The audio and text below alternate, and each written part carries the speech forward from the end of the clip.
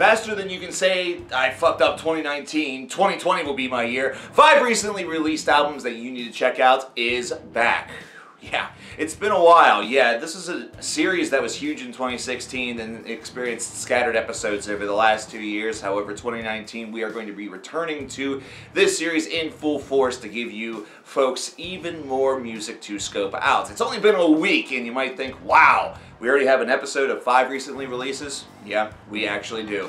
There's 5 albums that you definitely should check out. One name is going to be very familiar to you, whereas the other 4 may not necessarily be familiar, or if the name is familiar to you, you may have been unaware that they had something brand new coming out. Either way, it's something that if these names do not strike a bell for you, you should scope them out. So I'm going to stop talking and we are going to start talking, though I do have one note, and that's the fact that 2 of these albums may or may not have been dropped a little bit earlier than January the 1st of 2019, technically making them December 2018 releases. These are both from Bandcamp, and I think that these were just dropped early for one reason or the next, or maybe there was just singles that was there before, because I seem to see communication that said that an album was available to listen prior to the date that Bandcamp had listed for their release date. I'm not too sure how that works. Maybe somebody in the comments can inform me as to how that works, so I'll worry about that whenever December comes for Album of the Year.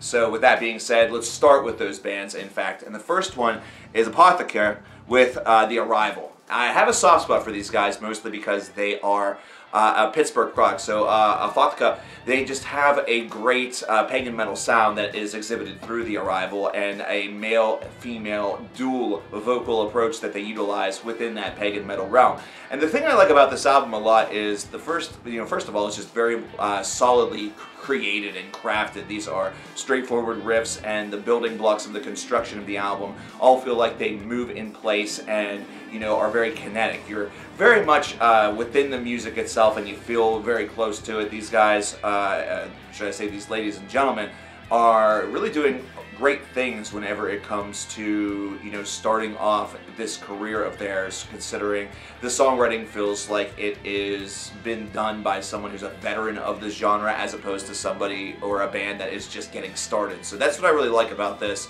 Not to mention, this isn't an album that necessarily tries to be too hokey or succumb to gimmicking just to try to keep themselves involved or to make themselves sound like everybody else. The best way I could put this is that this is Enslaved if it was a little bit more mellow black or a little bit more mellow death in sections, and I just kind of dig what these guys are able to do.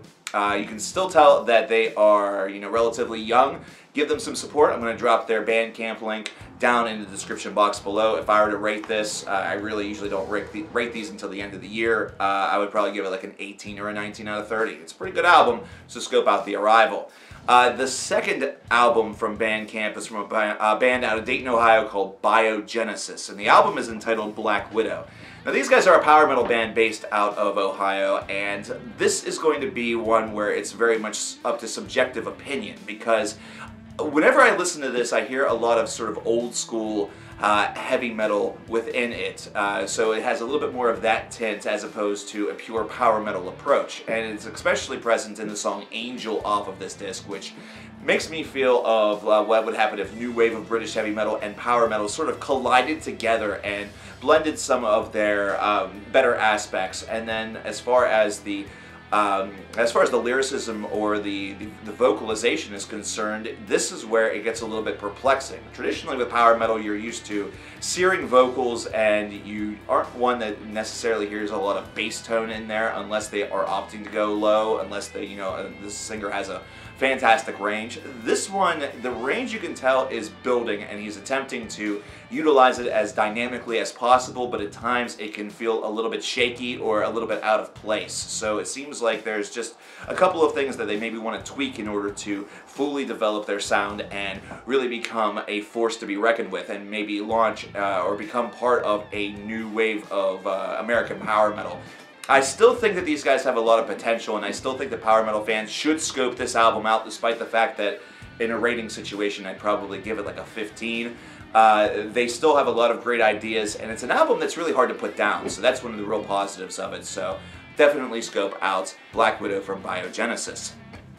Up next, we have the name that you probably recognize, and that's Legion of the Damned with Slaves of the Shadow Realm. These guys are a death/thrash metal band that have been going at it for quite some time. A lot of albums have been dropped. I think we've talked about these guys on the channel before in a full-length review.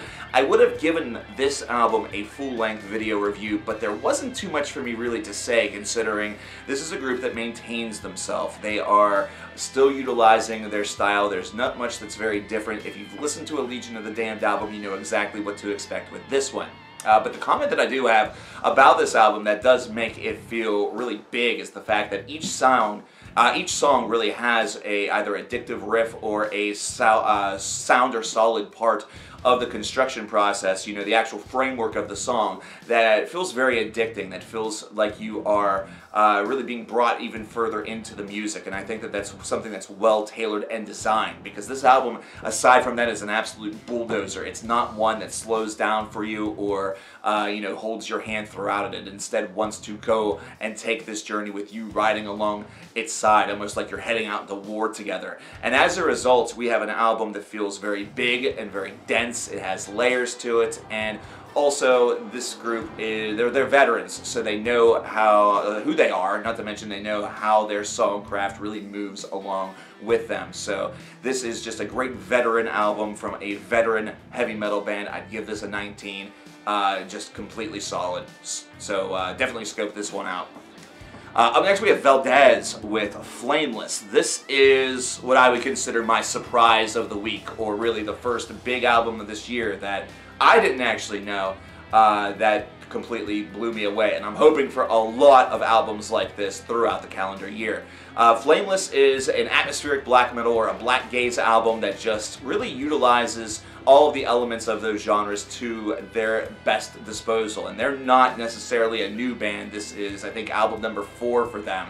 And they just continuously build their long songs to a great crescendo and then just continue to barrage you. The way in which this album works is that there's 3 tracks that are more than 10 minutes in length. These are your main pieces of work that you're going to get off of Flameless, whereas the other 2 tracks are shorter, almost serve as introductory, either that or just show a little bit of a deviation from the traditional style. They're nice little breaks that you sometimes need in albums that have any sort of length such as this one. So as a result, this disc is just able to take you on a bit of a journey, and that journey is almost like migration toward another corner of your mind or another corner of this world. And it's a tremendous experience that moves and it grabs you.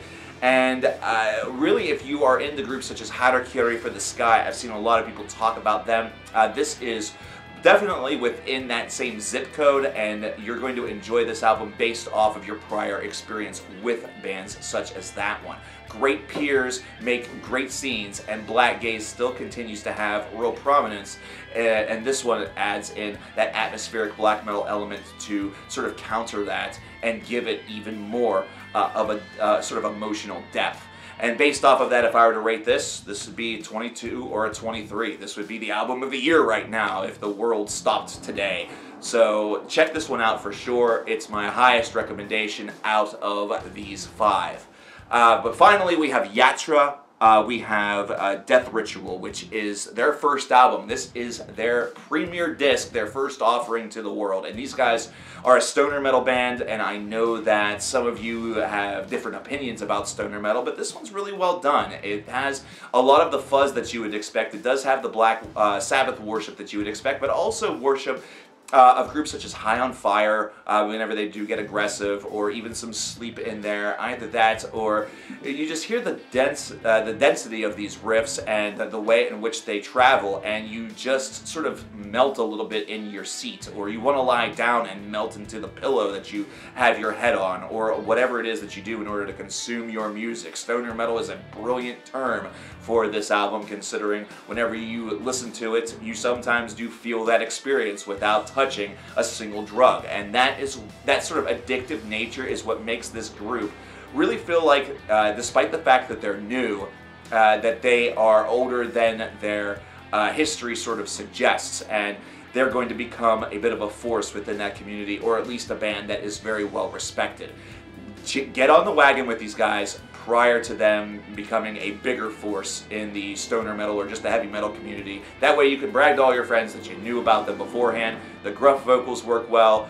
The just stoned out, fuzzed out guitar and bass work is excellent. They use pacing and timing extremely well. These guys are really, really solid. I give this one a 20, and I, once again, implore you to scope them out. Not all the episodes are going to be only 5. That's one thing that I can assure you whenever it comes to the series. Sometimes we go as high as 10.